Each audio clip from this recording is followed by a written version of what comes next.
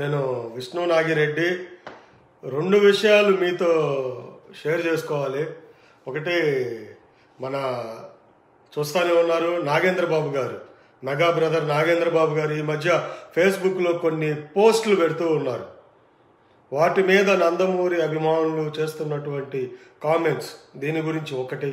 అలాగే రెండోది, కమెడియన్ ఆలీ ఏదో జాన్ 9th వైసీపీలోకి వెళ్తున్నారంటే కదా అన్న, ఈ రెండు విషయాల మీద నా అభిప్రాయాన్ని తెలియజేయడానికి ఈ లైవ్లోకి వచ్చాను. ముఖ్యంగా మనం చూస్తే నాగేంద్ర బాబు గారు ఆయన ఫేస్బుక్లో కొన్ని పోస్టులు అయితే పెడుతున్నారండి ఈ మధ్య. ఆయన పెట్టిన పోస్టుల్లో ఈ మధ్య ఒక పోస్ట్ పెట్టారు, ఏమంటాం అవి, బర్రె కదా, ఆ బర్రె గొడ్డులో ఏదో పెట్టి, ఆవులో బర్రెలో ఏదో పెట్టారు. వాటిని పెట్టి ఈ మంచి బ్లడ్ బ్రీడ్ ఉన్నవి మంచి ఇస్తాయంట, కొనుక్కోండి అని చెప్పి ఈ వెబ్సైట్లో అమ్ముతున్నారు, కొనుక్కోండి అని చెప్పి ఆయన పెట్టడం జరిగింది.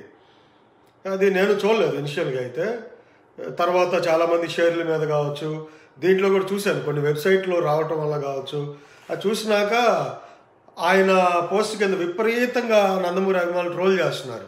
ఏంటి ఇంతమంది ఇలా ట్రోల్ చేస్తున్నారు అని చెప్పి నేను ఆయనతో కూడా మాట్లాడానండి, నాగబాబు అన్నయ్య గారితో కూడా నేను మాట్లాడితే, అది మంచి ఇది ఉన్నాయంటే ఎవరన్నా బిజినెస్ పెట్టేవాళ్ళు ఈ వెబ్సైట్లో అమ్ముతారు, కొనుక్కోండి అని చెప్పారు నాకు కూడా. నేను ఇక్కడ నందమూరి అభిమానులకు ఏం చెప్తున్నానంటే, ఎందుకు మనం ప్రతిదానికి ఆయన 10 మందికి ఉపయోగపడేలాంటి ఒక మెసేజ్ ఇచ్చాడు. ఇచ్చినప్పుడు ప్రతిదానికి మనం చేతులెత్తి చంకలు గుద్దుకోవడం ఎందుకండి? మనం చేతులెత్తి చప్పట్లు కొట్టడం, చంకలు గుద్దుకోవడం దేనికి? అసలు మంద కాదు, ఆయన పెట్టారు, 10 మందికి ఉపయోగపడుతుంది. ప్రతిదాన్ని ఏదన్నా ఏది ఆయన మాట్లాడినా మీకు మీరు ఆపాదించుకుంటున్నారు, మీ వాల్యూని మీరు తగ్గించుకుంటున్నారు. మీకు అర్థం కావట్లేదు. అక్కడ మీకు మీరు ఆపాదించుకొని నాగేంద్ర బాబు గారు ఇలా అన్నారు, అది బాలకృష్ణ గారు నీ ఉద్దేశించి అన్నారు. ఆయన ఎందుకంటారు బాలకృష్ణ గారు? నేను పని పాటలేదా? ఆయన బోల్డ్ బిజీగా ఉన్నారు ఆయన పనుల్లో.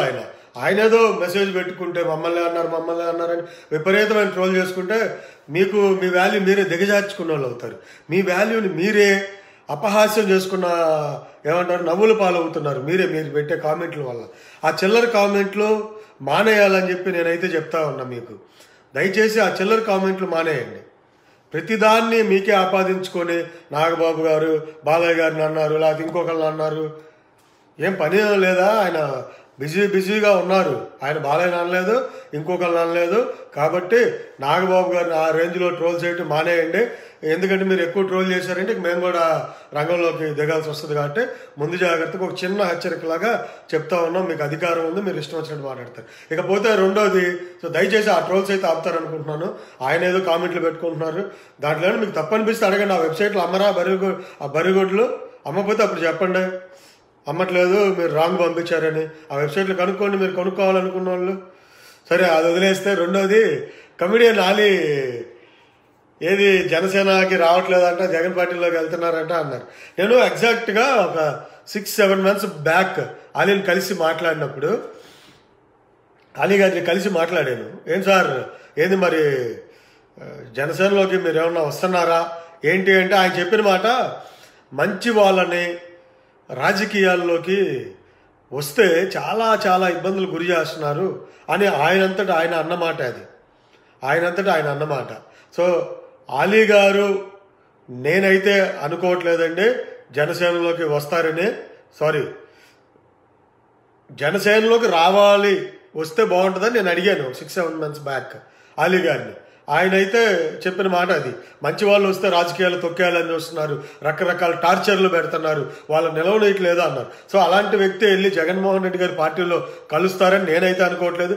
ఇన్ కేస్ కలిసినా జనసేన పార్టీకి ఈ రోజు దాకా బలం ఎవరంటే కార్యకర్తలు. మనలాంటి కార్యకర్తలు బలమే కానీ నాయకులు వీళ్ళు బలం అయితే కాదండి. లైఫ్ లాంగ్ ఉండేవాళ్ళం మనలాంటి కార్యకర్తలు జనసేన పార్టీలు. చిన్న చిన్న భావోద్వేగాలకు గురవుతామేమో కానీ మన జనసేన పార్టీని వదిలి, మన జన్మస్థలం లాంటిది జనసేన పార్టీ వదిలి మనం ఎక్కడికి వెళ్ళాం, జనసేన పార్టీతోనే మనం ఉంటాం. సో పార్టీకి మనం బలం. నాయకులు వస్తారు, ఉంటారో వెళ్ళిపోతారో తెలియదు. సో నాయకుల గురించి ఎక్కువ ఆలోచించద్దండి. ఆలీ గారు రావచ్చు, రాకపోవచ్చు మన పార్టీలోకి, లేదా వేరే పార్టీలోకి వెళ్ళొచ్చు. మొన్నే చూసాం, కంగు తిన్నారు మన బండ్ల గణేష్ గారు పక్క దాంట్లోకి వెళ్ళి కాంగ్రెస్లోకి వెళ్ళి కమ్మి తిన్నారు. సో ఆ విషయాన్ని వాళ్ళు కూడా గుర్తుంచుకుంటారు, ఖచ్చితంగా కమ్మి తింటారు. తినకపోనండి. I wish them all the best. వేరే పార్టీలోకి వెళ్ళినా మనకేమీ అభ్యంతరాలు అయితే లేవు. ఎవరికి నచ్చిన పార్టీలోకి వాళ్ళు వెళ్ళాలి. స్నేహం వేరు, పార్టీలు వేరు. సో అభిమానులు కూడా అది గుర్తుంచుకోవాలి. అలీ గారు రావచ్చు, బ్రహ్మానందం గారు వెళ్ళొచ్చు, లేకపోతే ఇంకొకళ్ళు రేపు త్రివిక్రమ్ గారు అవ్వచ్చు, ఇంకా క్లోజ్గా ఉండే సర్కిల్ కూడా వెళ్ళొచ్చు. సో దాని గురించి ఎక్కువ మనం ఆలోచించొద్దు. మనకు ఎలక్షన్స్ దగ్గర పడ్డా ఎవరు వచ్చినా రాకపోయినా కార్యకర్తల అండతో కేవలం మనల్ని చూసుకొని మాత్రమే, మనలాంటి సామాన్య కార్యకర్తలను చూసుకొని మాత్రమే కళ్యాణ్ గారు ధైర్యంగా పార్టీ నడుపుతా ఉన్నారు. చిన్న చిన్న భావోద్వేగాలు మనకే వస్తాయి, కాకపోతే ఒక్కరోజు అరరోజు ఉంటాయి మన మధ్యలో. కానీ నాయకులు అయితే వాళ్ళు పార్టీలో ఉండొచ్చు, బయటకు వెళ్ళిపోవచ్చు. అలాంటి నాయకులను మనం ఎక్కువగా ఆలోచించొద్దు. కార్యకర్తలు మనం ధైర్యంగా ముందుకెళ్లాల్సిన అవసరం ఉంది. సో మనమైతే గట్టిగా ముందుకెళ్దామండి. సో కార్యకర్తలు మనం నుంచుందాం పార్టీకి. కార్యకర్తలే అండా. జనసేనకు ఎప్పుడు కూడా కార్యకర్తలే అండాదండ అన్న విషయాన్ని మర్చిపోవద్దు.